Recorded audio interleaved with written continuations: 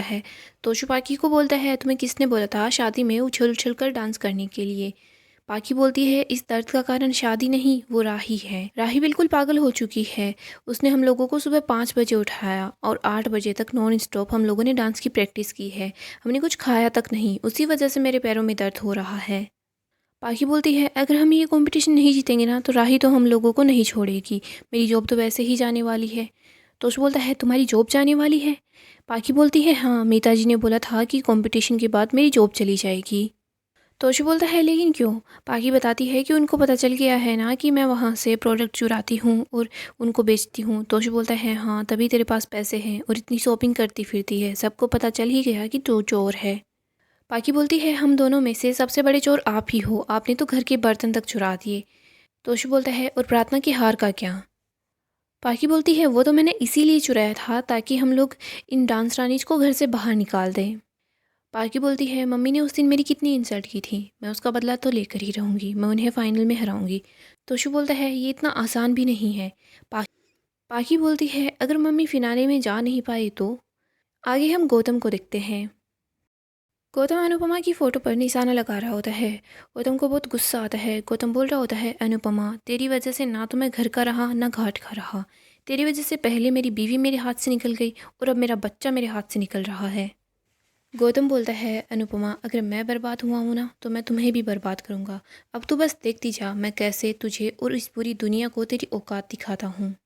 आगे हम अनुपमा और घर की पूरी औरतों को देखते हैं। वो सब लोग रेडी हो जाते हैं। इधर हम देखते हैं मामा जी बोलते हैं, आज विसर्जन है क्या जीजा जी? चलो हम लोग भी रेडी हो जाते हैं। बाबूजी बता रहे होते हैं कि आज विसर्जन नहीं है। इधर अनुपमा भी बताती है कि आज गणपति विसर्जन नहीं है, आज मंगला गौरी का त्यौहार है। बा बताती है कि एक मराठी त्यौहार होता है। अनु बोलती है, भगवान किसी एक के थोड़ी ना होते हैं या एक सीमा तक थोड़ी सीमित होते हैं। भगवान सबके होते हैं तो त्यौहार भी सभी लोगों के होते हैं। मनोहर जी बताते हैं कि मुंबई में मैंने इस त्यौहार को मनाते हुए बहुत बार देखा है, लेकिन गुजरात में पहली बार देखूंगा। किंजल बोलती है, मम्मी, हम सब लोग रेडी तो हो गए, लेकिन हमें कुछ तो बताइए कि इस त्यौहार को कैसे मनाते हैं। अनुपमा बताती है कि आज की विशेष पूजा दीपा के लिए है और प्रार्थना के लिए है, क्योंकि ये दोनों नई नवेली दुल्हन है। महाराष्ट्र में सावन मास के हर मंगलवार को नई नवेली दुल्हनें व्रत रखती है अपने पति की लंबी उम्र के लिए। जब माँ पार्वती ने महादेव को पाने के लिए तप किया था तो उनके उस रूप को मंगला गौरी कहा जाता है। तो आज हम लोग मंगला गौरी की पूजा करेंगे और इस पूजा में पुरुष शामिल नहीं होते। सरिता ताई बताती है कि पूजा के बाद हम नाच गाना भी करेंगे और कुछ गेम्स भी खेलेंगे। किंजल बोलती है, लेकिन ऐसा क्यों? अनुपमा बताती है कि पुराने ज़माने में ऐसा कहा जाता है कि लड़कियों की शादी बहुत छोटी उम्र में कर दी जाती थी, तो इसी तरह तीज त्योहार या पूजा के बहाने गेम्स खेल लेते थे ताकि लड़कियां भी अपना बचपन जी सकें। जैसी बोलती है, आजकल लोग त्यौहार तो मनाते हैं लेकिन उसके पीछे का असली पर्पस नहीं जानते। अनु भी बोलती है, हाँ, लोग बस ऐसे ही सालों से चली हुई परंपरा का मजाक उड़ाते हैं। और अगर ये परंपरा रीति रिवाज सालों सालों से चले आ रहे हैं तो फिर इनके पीछे कोई ना कोई वजह तो ज़रूर ही होगी। दीपा बोलती है, नई नवेली दुल्हन के लिए मंगला गौरी की पूजा बहुत विशेष होती है। बा बोलती है, चलो अच्छी बात है, प्रार्थना भी आज ही पूजा करेगी। सरिता ताई बोलती है, मैंने मंगल को बता दिया है, उसकी बीवी का ऐसा ग्रुप है छोटा सा, जो लोग मंगला गौरी की पूजा करते हैं और गेम्स खेलते हैं, वो भी यहाँ आ जाएंगे ना तो खूब मज़ा आएगा। भारती बोलती है, राही, माही, परी ये तीनों नहीं आए क्या? अनुपमा बोलती है, मैंने परी को मैसेज तो कर दिया था लेकिन पता नहीं वो आएंगे कि नहीं। तभी यहाँ पर परी आ जाती है। वो बोलती है कि हम लोग आ गए। अनुपमा उन तीनों को देखती है तो अनुपमा बहुत खुश हो जाती है। अनुपमा उनकी तरफ बढ़ती है लेकिन वो अपने कदमों को रोक लेती है। इधर हम देखते हैं बा बोलती है, चलो कम से कम आ तो गई हो, चाहे मुंह भुलाकर ही आओ। जसी बोलती है, चलो कम से कम आई, वरना मैं सोच रही थी कि घर पर बैठ के साजिश कर रहे होंगे। राही बोलती है, घर में पूजा थी इसीलिए मैं आई, वरना ना मैं आती ना इनको आने देती। अनुपमा ने अपने जूड़े में मोरपंख लगा रखी होती है। वो बोल रही होती है, कपाड़िया जी आप बस मेरे साथ ही रहना। आगे हम गौतम को देखते हैं। वो शराब पी रहा होता है। इधर पराग पास से गुजरता है तो वो गौतम को देखता है, लेकिन गौतम हर चीज़ छुपा देता है। इसके बाद गौतम अनुपमा का पोस्टर देखता है। गौतम बोलता है, अनुपमा जोशी, तुमने मुझे कमीना बोला था ना, अब मैं तुम्हें अपना असली कमीनापन दिखाऊंगा। मैं तुम्हारी ज़िंदगी ऐसे नर्क बना दूंगा कि तुमने सोचा भी नहीं था। चीयर्स। इसके बाद वो शराब पीना शुरू कर देता है। आगे हम अनुपमा और बाकी सब लोगों को देखते हैं। प्रार्थना और दीपा दोनों मिलकर पूजा स्टार्ट कर देते हैं। इधर हम देखते हैं सरिता ताई ने जिन लोगों को बुलाया था वो भी वहाँ पर आ जाते हैं। वो लोग गीत गाते हैं और अच्छे से पूजा कर लेते हैं। सभी लोग मिलकर बहुत ज़्यादा खुश होते हैं। आगे हम देखते हैं सब लोग मिलकर डांस करना भी शुरू कर देते हैं। आगे हम मामा जी, अंश, मनोहर जी, बापू जी और तोशु को देखते हैं। ये सब लोग एक साथ रूम में बैठे होते हैं। मामा जी बोलते हैं तुम सब लोग यहाँ पर बैठकर बस ये गेम खेल रही हो और वो बाहर कितने मज़े की गेम खेल रही है, मुझे तो बाहर जाना है। मनोहर जी बोलते हैं कि तुम वहाँ नहीं जा सकते। तोशु भी बोलता है कि मर्दों का वहाँ पर जाना मना है, हम नहीं जा सकते। मनोहर जी बोलते हैं एक काम करो, तुम यहाँ पर बैठो और हमारी हेल्प करवाओ। बाबूजी बोलते हैं हाँ, यहाँ बैठकर हमारे साथ गेम खेलो। मामा जी बोलते हैं मुझे दूसरा गेम खेलना है। अंश बोलता है आपको कौन सा गेम खेलना है? मामा जी बोलते हैं मुझे छुपम छुपाई खेलनी है। अंश बोलता है छुपम छुपाई, वो तो बच्चों का गेम है। मामा जी बोलने लग जाते हैं मुझे तो बस छुपम छुपाई ही खेलना है। बाबूजी बोलते हैं ठीक है। मनोहर जी बोलते हैं ठीक है, हम लोग छुपते हैं, आप हमको ढूंढना। मामा जी बोलते हैं ठीक है। इसके बाद हम देखते हैं बाकी सब लोग छुप जाते हैं। इधर मामा जी बोल रहे होते हैं मैं आ जाऊँ क्या? फिर मामा जी बोलते हैं मैं तो भूल ही गया हम लोग कौन सा गेम खेल रहे थे। इसके बाद मामा जी बेड पर बैठ जाते हैं और फिर से अपने फ्रूट्स खाने लग जाते हैं।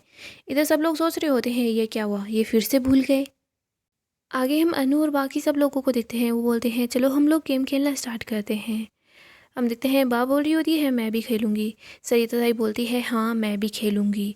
अभी तो आप गेम खेल रही हो फिर घुटने पकड़ कर बैठ जाओगी। बा बोलती है क्यों, आपने मेरा गरबा नहीं देखा क्या? सरिता ताई बोलती है हाँ गरबा भी देखा है और आपका गाना भी सुना है। बा बोलती है कौन सा गाना सुन लिया? सरिता ताई बोलती है वही आप गाती रहती हो ना, हाय मैं मर गई, हाय मेरा घुटना दर्द हो गया। सब लोग हंसने लग जाते हैं। बा बोलती है मैं ऐसे नहीं करती। बा बोलती है ओए सरिता बहन। इधर सरिता ताई बोल रही होती है लीलाबाई। बा और सरिता ताई ऐसे ही करने लग जाते हैं। अनुपमा बोलती है प्लीज़ चुप हो जाओ, आज के दिन कोई झगड़ा नहीं। अनुपमा प्रार्थना को बोलती है प्रार्थना तुम कुछ बोल रही थी? प्रार्थना बोलती है हाँ मैं बोल रही थी कि यहाँ पर चिट रखी हुई है, जिन लोगों के सेम नंबर आएंगे ना वो फुगड़ी में अपनी टीम बना लेंगे। हम देखते हैं सब लोग चिट उठा लेते हैं। सब लोग अपने नंबर बता रहे होते हैं। इधर हम देखते हैं किंजल और परी के सेम नंबर आते हैं। सरिता ताई और बा के सेम नंबर आते हैं। इधर अनुपमा बोलती है कि मेरे पास 3 नंबर आए हैं, 3 नंबर किसके हैं? राही देखती है कि उसके पास 3 नंबर है। राही बोलती है मेरा है 3 नंबर। सरिता ताई बोलती है अरे वाह, माँ बेटी दोनों एक ही टीम के अंदर। बाकी बोलती है अगर ये दोनों एक ही टीम में होगी ना तो ये तो पक्का हार जाएगी।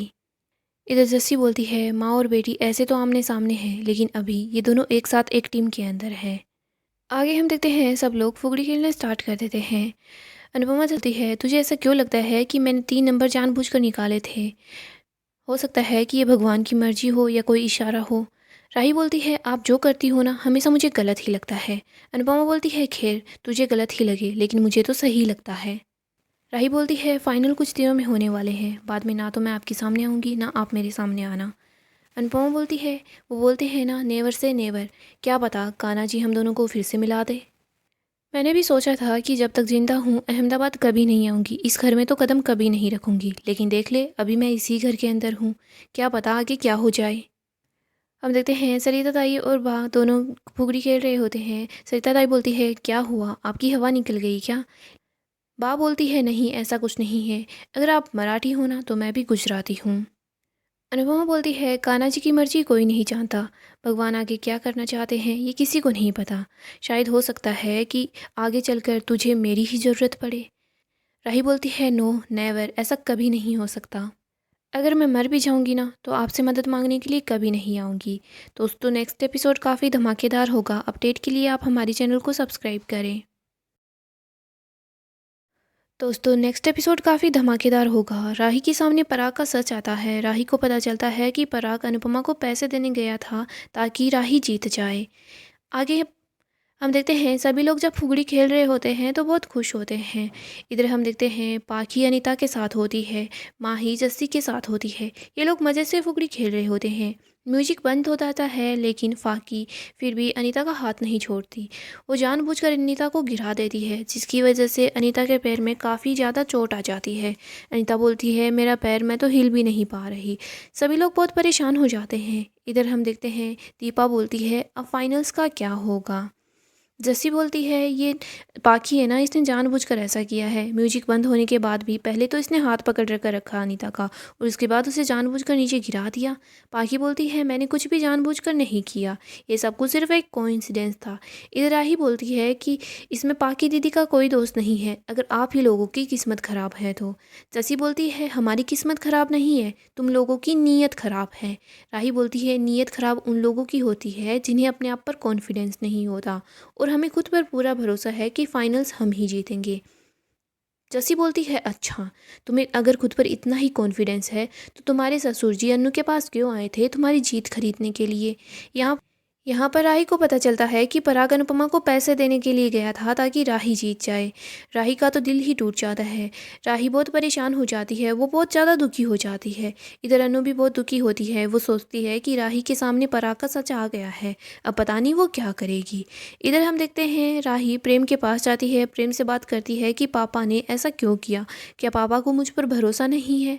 राही पराग के पास भी जाती है, पराग को बोलती है पापा क्या आपको मुझ पर थोड़ा सा भी भरोसा नहीं है, आप मुंबई क्यों गए थे, आपने उन्हें पैसों का ऑफर क्यों दिया, क्या आपको मुझ पर ज़रा सा भी विश्वास नहीं है। पराग राही को समझाने की कोशिश करता है कि मुझे तुम पर पूरा भरोसा है। हम देखते हैं प्रेम भी राही को समझाता है कि पापा ने बस छोटी सी नादानी में ये सब कुछ कर दिया होगा, बाकी पापा को तुम पर पूरा ट्रस्ट है। गाइस नेक्स्ट एपिसोड काफ़ी धमाकेदार होगा, तो अपडेट के लिए हमारे चैनल को सब्सक्राइब करें, साथ ही साथ वीडियो को भी लाइक कर दें।